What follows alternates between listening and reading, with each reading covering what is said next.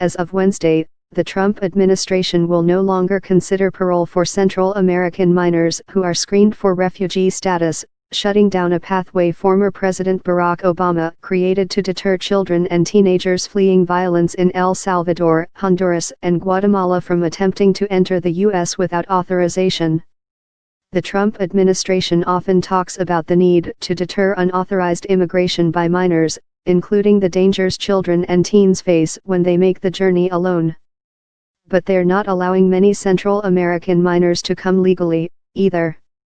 The Central American Minors Program allows people lawfully present in the U.S. to request permission for their children and, in some cases, grandchildren or partners, to join them. It then screens those individuals to see if they qualify to enter the country as refugees.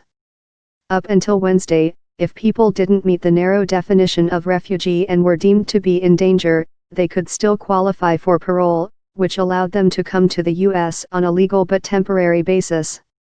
Refugee status puts individuals on a path to citizenship.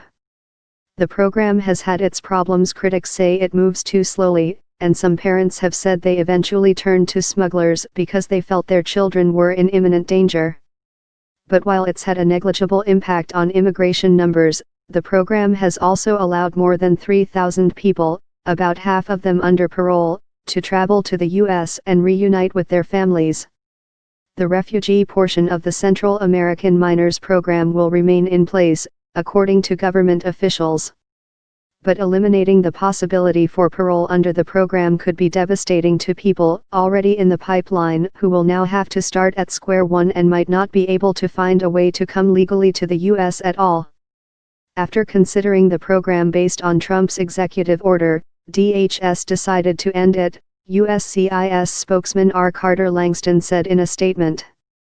The CAM parole program was implemented as part of an integrated strategy to address factors contributing to increases in migration from Central America to the United States, Langston said.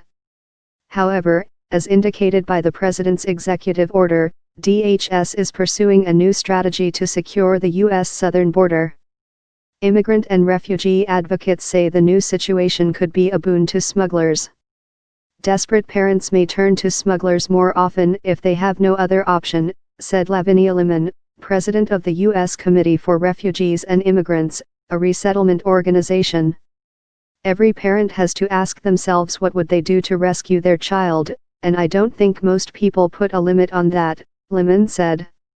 Yet this administration has decided that that's not the right thing to do.